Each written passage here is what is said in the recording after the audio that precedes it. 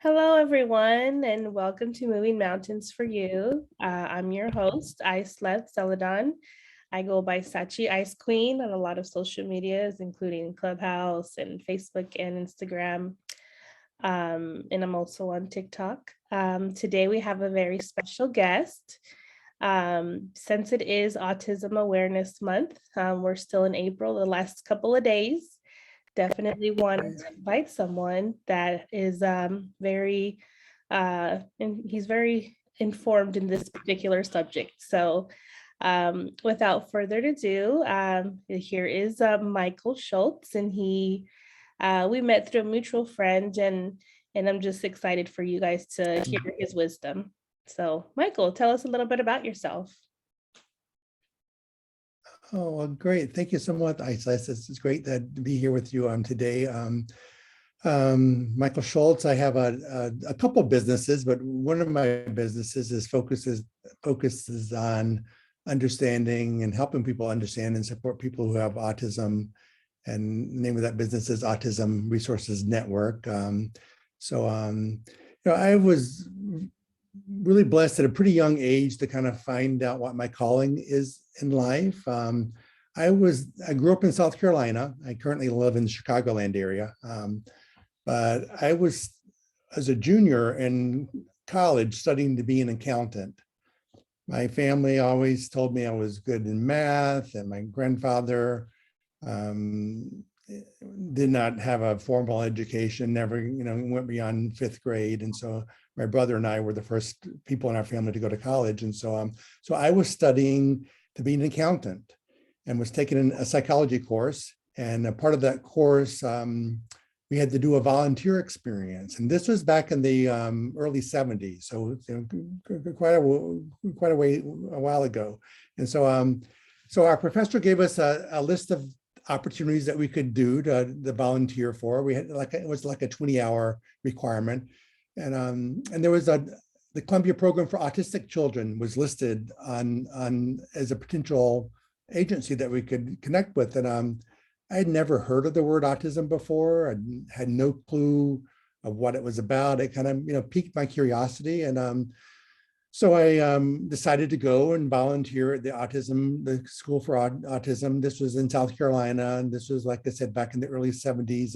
It was a school for autism, people with autism. Everyone there had autism. It was actually run to the Department of Mental Health in South Carolina because the school systems at that time kids with autism didn't go to school. They either were at home in institutions or being served by mental health agencies, at least in South Carolina. Well, long story short, I just fell in love, with the work there. I got my 20 hours in very quickly. I continued to volunteer at the program. Through the course of that experience, I came to realize that I did not want to be an accountant. My family wanted to be an accountant, but that's not what I wanted. And so I ended up changing my major from accounting to educational psychology. I ended up, graduating with that degree and went on to work at the school, the Columbia Program for Autism, when I graduated from school, the program and I continued to volunteer there throughout my last couple of years of college, until I graduated. And it was just, I just found like I found my home there.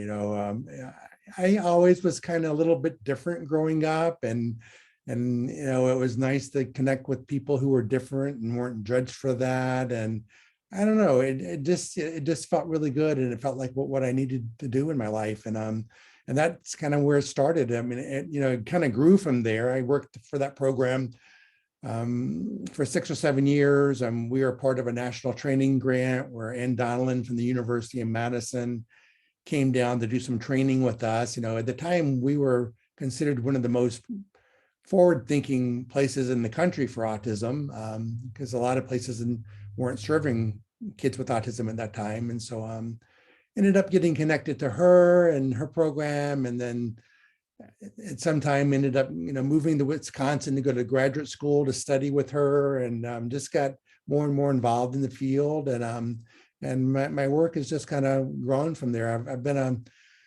I've worked in a lot of different capacities. I've been a group home supervisor. I've been a classroom teacher. I've been a a district trainer, a university professor, so a lot of different kinds of experiences in that realm of just helping people, understand autism and how best to understand and support them. And it's just been a very fulfilling,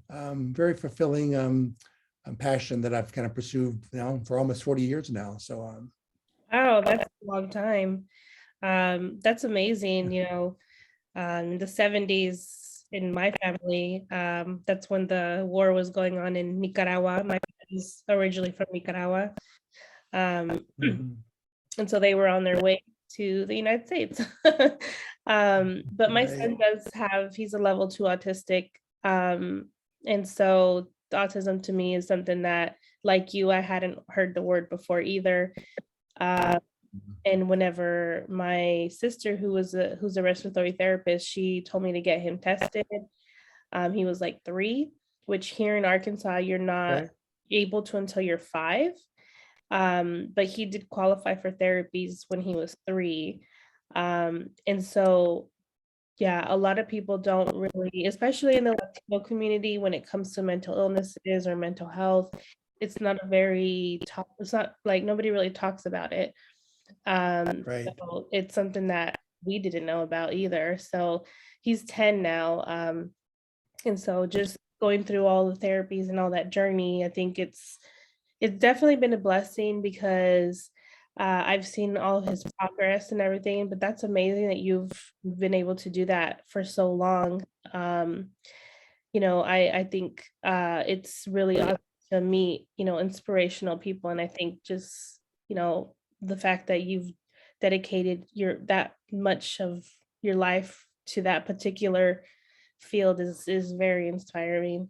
I did see that you were on like the John Maxwell, you're a John Maxwell coach.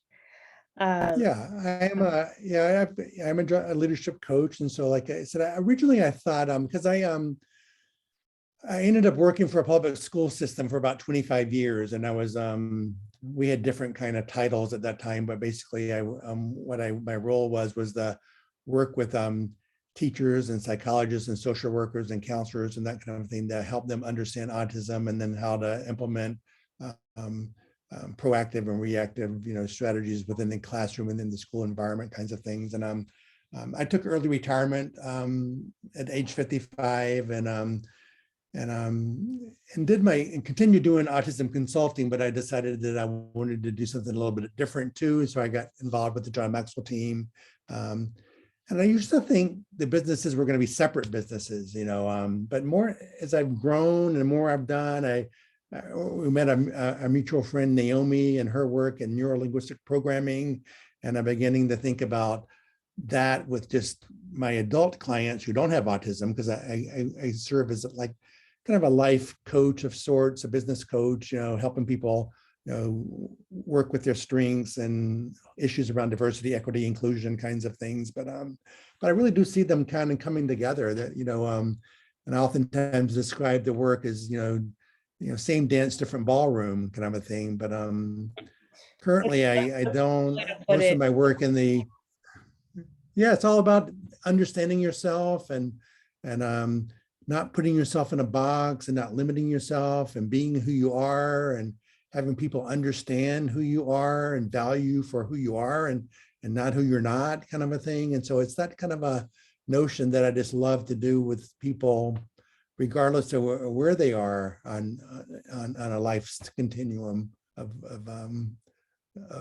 abilities, disabilities kinds of things. So it caught my attention, the John Maxwell thing, because my mom read his books. Like, she's an ordained minister. She was a pastor for many years, so she would read his leadership books all the time.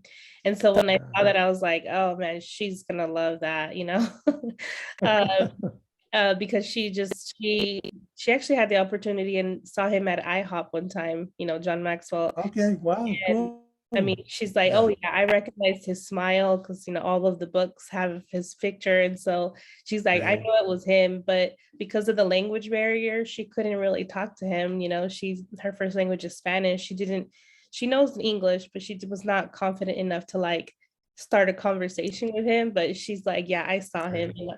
And so I always tell her, I wish I would have been with you. I would have, been what I always have been since I was, as long as I can remember, your little translator. Um, Right. but yeah, Powerful. Wow. I think that's That's pretty great. special, that you have that coaching. But I'm sure that will lead us to our first question. Tell me a moment in your life that you had to overcome something and what helped you get you through it. Yeah. Well, currently I work primarily with adults with or agencies. I do some work still with school districts, but I do a lot of work now with adults and people who support adults. And and as we know, there are more males with autism than females, right? Just given how the incidence was. And I was recently working with a new client, and it's a female. She was in her late 20s, um, and it just seemed that a lot of the behaviors that she was having dealt a lot around cycles, and especially around her menstrual cycle. And we saw a lot of flare-ups or around behaviors at that time. And with any time, anytime, oftentimes when I get pulled in because there's some kind of quote behavior problem that they want to have fixed, right? And what I've kind of learned in most of my experience is that the people that surround the focused individual are the people that need to change, because this person is doing the best that they can to communicate, hey, something's not right here, and it's not that, and so you always have to kind of figure out, well, why is the behavior occurring, because if you want to, and respond to that. And so I was just, didn't have a whole lot of experience in that area, just in terms of my own, journey. And so, so I reached out, I have a group of people that I can collaborate with, and just to get some input and some insights and different perspectives. I think anytime you're dealing with any kind of challenging situation, it's good to get some different perspectives, especially to help you when you're trying to figure out why. But then when you get that information, then you just have to kind of rely on your gut. I mean, if your gut's telling, your gut can be very powerful. And I always tell people trust your gut, and so I did reach out to get some counsel, get some ideas, some different things to think about. And then the family and I just sat down and we kind of worked through things and decided, what needing to happen. We ended up, getting an evaluation for this young woman to go see an endocrinologist, because that was really important, health factor. And so just reaching out to your resources, not being afraid to ask for help. A lot of times people, especially for me, I think sometimes really focus on helping people, but I sometimes don't allow myself to be helped, right? And to be helpable. And so that idea of just reaching out to my network, getting some ideas and other things to think about that we could pursue and consider, and then together work from there to make the next best step in terms of what was going to be most helpful for this young woman and her mother, who was involved with primarily providing support for her. So yeah, just reaching out and getting information, and then trusting your gut. Your gut oftentimes will direct you in the right direction. So That's good though, because like a lot of people, they call it intuition, they call it, following your gut, Sixth Sense. sixth sense, some people call it the Holy Spirit, there's just so many people, like so many names for the same thing. And so I that's definitely something true. Especially if you're trying to overcome something, I feel like a lot of the times, the way that I've noticed is if it brings you peace, then I think that's a sign that that's where you need to go. um, I think Exactly. that's definitely Right. important. But yeah, definitely that's really good advice for anybody that's, trying to overcome something. Follow your gut, or, your um what your intuition, or whoever, like what is true. Like, I mean, most kids, and they know right from wrong. Maybe they act a certain way sometimes, but I work with kids a lot, and they know right from wrong. And so just Right. really believing in, back to what you were saying about really just knowing who you are, and getting to know yourself a lot more. I think that's really important. A lot of people don't really, they have that, like, what is it called, imposter syndrome, or they want to be someone else. Exactly. And so Right. most autistic kids have a hard time communicating. Like my son, he draws, like he loves to draw. Um, it's something that is one of his outlets. Last summer, I told him to write me a book. I Yeah. challenged him. And so, he doesn't say very many words. He's not very verbal. Literally he'll get in the car when I pick him up from school and say, school was good, and he thinks he doesn't have to talk the rest of the day. Right. So so I challenged him to write a book to just kind of get inside his mind, and I have, the resources to get it published. And so I was like excited for him to have a 10-year-old author now. And That's amazing. Yeah, love that. it's really cool to like to kind of get inside his brain. It's a fictional scary story, but it was really cool to like read his book and like really see what's going on in his mind, because most autistic people aren't, they don't talk a lot. So Right. that's awesome. So what would you tell a special needs parent who feels like they don't know how to parent their autistic or special needs child? Yeah. Well, a couple things kind of come to mind with that is one is that um, no one will ever know your son the way that you know them, or the way that you know and understand them. And so the thing that I love about working with families is that, you know what, I've been blessed to have some amazing mentors in my life, through my studies at the University of Wisconsin Madison. And Donalyn brought us some just thinking experts in the field. But I've learned the most, I would say that I learned the most from families and the actual individuals with autism. They have been my biggest mentors. And so just partnering with someone that, I mean, I have the benefit of having seen, hundreds, of people with autism. And so that gives me great breadth of information. But I'll never know a child with autism the way that his parents know him or her, right?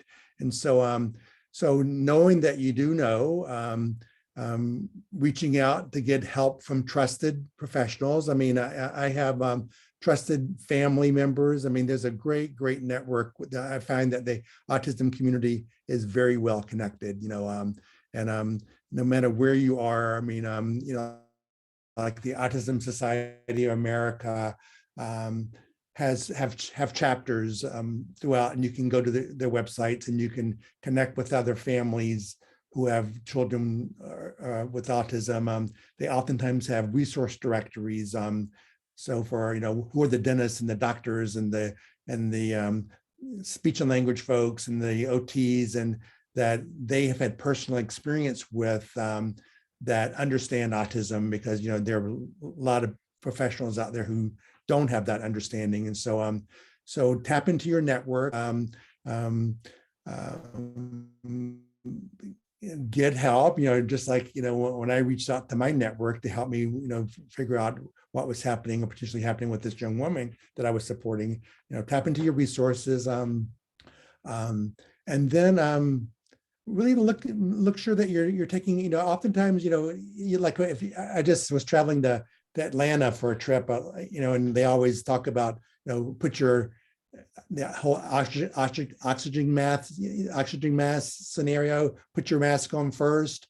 I found that a lot of families are so focused on their son or on their daughters that they don't put themselves first, right? And they need to be taking care of themselves, when they're also trying to take care of their son or daughters and those kinds of things. And so make sure that they are connecting with some support groups from not only to get ideas about their son or daughter, but also to get support for themselves. That, it's very stressful, as you know. I'm raising a child who has autism, who's sometimes not understood, by the public at large. So make sure that you're, tapping into resources, not only to better understand your son or daughter, but also to help provide you some support in managing the stressors that you're trying to deal with in your life. And then when you get all that information and perspectives, then go with your intuition, go with your gut. You know what's best for your son or daughter.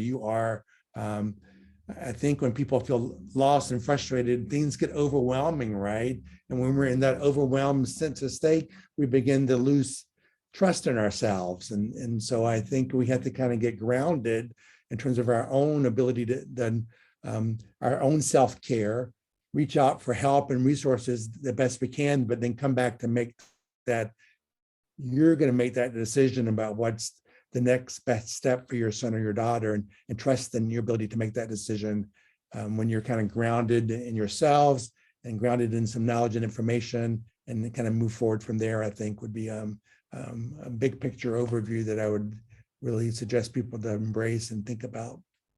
That's awesome though, because like I've noticed too, because I recently, came across that too. Like if I focus on my mental health, it's gonna overflow into helping him as well.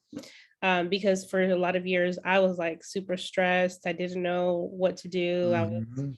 a new mom, especially a new special needs mom, for many years I, had anxiety, and I was like, I have no idea what I'm doing, but I'm just, listening to what the therapists tell me and trying to work with him at home too. So yeah, definitely, having that support system that I do have was really, really big in his success and also my success as a parent, to parent him. So definitely that's amazing, amazing advice, because once I started focusing more on my mental health, I could then, Mhm. definitely help him a lot more. And, Right. you know, And you're modeling that for him, right? You're taking care of yourself, and you're being I mean, a lot of times, in different ways, whether there's breath work or mindfulness, or you're doing, physical, yoga or those kinds of things, and you're taking care of yourself. And those strategies oftentimes are, we need to help our kids learn how to self-regulate, right? And you can't help your son self-regulate if your yeah, anxiety is off the roof, right? And so you gotta teach yourself and be that model, and then and yeah, it's so important, right? yeah. The newest thing that, we go on daily walks, or at least 3 to 4 times a week, we go on walks, like, 30-minute walks. Mm. But the newest thing that I did is I wrote on his mirror, because he tends to have some negative self-talk, and so I wrote, positive messages on his mirror in the corner, so that, every time that he looks at himself in the mirror, he's reading those. That's something new that I'm doing with him, and I've noticed that it helps him a little bit. Another thing is they say you need 5 hugs daily to mentally survive. If you don't get your Mhm. 5 hugs, then your mental state starts declining. And so I've just been hugging him more, which is kind of hard to do with autistic kids, because some of them don't like that aspect. Like they don't. And so Mhm. now he's a little bit more open to them, but in the beginning he was not okay with them. But just me pushing him out of that comfort zone and just forcing a hug with him. I think that's definitely you know um I've noticed his mental state a lot better ever since I started doing those 5 hugs daily. Um, so I do love you, that. I love that you're doing the affirmation work, that positive self-image, and we all need that work, because we all are very quick to go to beating ourselves up and thinking negatively of ourselves, and so that positive affirmation work is really, really, really valuable. And so I'm really glad to hear that you're doing that with your son. That's amazing. yeah, I'm a spiritual life coach. I've have a certified, it's accredited through Udemy. And then I also do therapeutic art. And so I'm a life coach with Yeah. therapeutic art as well. So that's how I've learned a little bit of how to help him too, through all of Mhm. those courses that I took. So I think it's important to, learn more about how to help your kids more. So I definitely do that. That uh, is amazing. Love that. Yeah. so do you have any, resources or that you recommend for any like special needs parents or anything like that that they can just find online or I know here in the city that I live in, we have a little community kind of, it's called Community Connections, and they have like special needs Mm, events type things. Um, right. but is there like something like global that, somebody listening might, want to check out online? Oh, definitely. I find a lot of back to my point that the best mentors that I've ever had in my life have been people with autism and their families. Is that so? There's especially nowadays there's a plethora of resources out there about self advocates. There's the Autistic Self Advocacy Network. Great website that just has information about. I mean, there's the whole theme, I think, within the autistic community, nothing about us without us kinds of things, and that idea of how you can really find out what people with autistic people have to say about their life and what helps and what doesn't help. The Autism National Committee, I think their website, I think it's truncated to AUTCOM, AUTCOM. I find that that's a great source of information. They're again just connecting with self-advocates. People are writing blogs and writing books and just describing their experiences. And although your son may be very different than that person, you can get some broader perspectives, right? And it's all about raising our awareness about what might be different, for someone. And so I find that those self-advocates information. I have a really good friend, Judy Endo. She's in Wisconsin. She's a woman with autism. I've done a lot of training with her, from her, and together. She has a website. She's written some poetry that is pretty amazing and very insightful. So you can find her at Judy Endo, endow.com. So great sources of information. There are some professionals out there, like probably two of my favorite professionals that I connect with is Paula Kluth, Kluth, so paulakluth.com, and Julie Costin. They're both teachers but they do a really amazing work in the field of disability, especially around inclusion. How to include people with differences in their environments, whether it be school or work or those kinds of things. And so those are some really trusted professionals that are my go-tos in terms of just staying connected to best practices, new developments in the field. We don't have on our website. We have some links to some of those on the resource. It's not an exhaustive list of resources, but my colleague and I have a website, autismresourcesnetwork.com, and then there's a resource section there where we have some links to some of these self-advocates and their blogs and their resources. I mentioned earlier the Autism Society of Wisconsin, the Autism Society of America. Great. Each state has their own website, and oftentimes they have it broken down by geographical areas of the state, and you can go and connect with other families in your geographical area.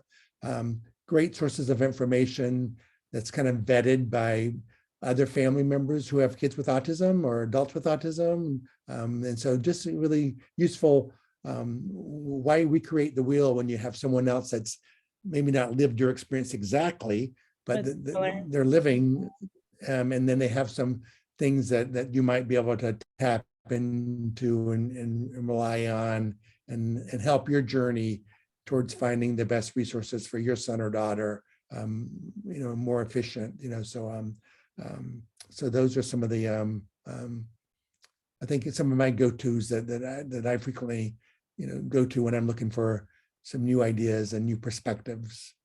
Yeah, for sure. I mean, I know that you can find them, like I said, here in the community that I live in, we have a little club where, one of the times Mhm. they took them to the pet store because most autistic kids have sensory issues.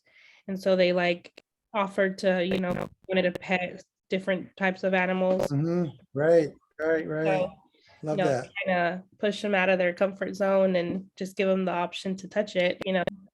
Some kids did, Yeah. kids didn't, just giving them the option I think is really important. So, I do see you have Well, the autism net, the autism www.autism resources network.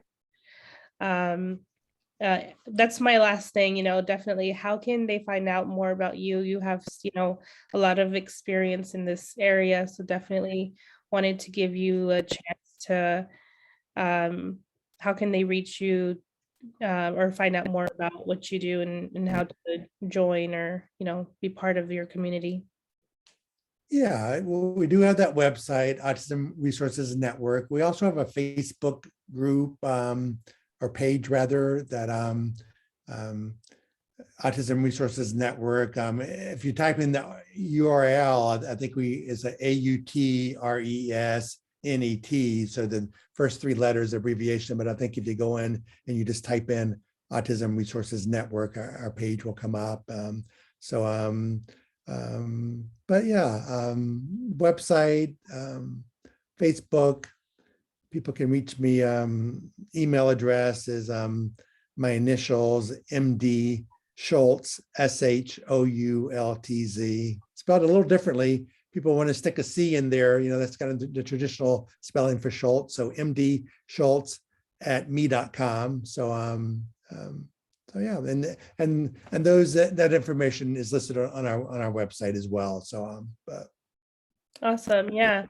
Uh, Definitely wanted to shout out Naomi because oh yeah, Naomi is great. she's the one who Thank connected you, us. Naomi. Yes, and so she's the one who connected us, and so I'm very grateful for. You're not the first one that she's connected me to, so I'm very grateful for her friendship. Yeah, she's a connector, no doubt. Yes, she is. That's great. But thank you so much for Yeah. your time and for all your, wisdom Thank and knowledge you. and taking the time to chat with us a little bit and extend your words of wisdom to my network. Well, thank you for having me. It's been a pleasure. Yeah, I mean, we're gonna have a parenting summit in June. And so I'd love to definitely give, you can definitely come and give your little 2 cents worth. Each speaker is going to have about 10 to 15 minutes to just talk about parenting. And I'm not really telling them the topic that they get to choose or, they can choose. But yeah, I have about we usually have about 5 or 6 speakers and they just, Okay, talk about sounds parenting. great. Yeah. So would love to have you in that as well if you're open to that, which that's a little bit more global. Like we do it on it's like Facebook broadcasted and it's just more elaborate. So Yeah. No, that yeah, sounds amazing. but Yeah. for I look sure, forward to yeah, hearing more about that.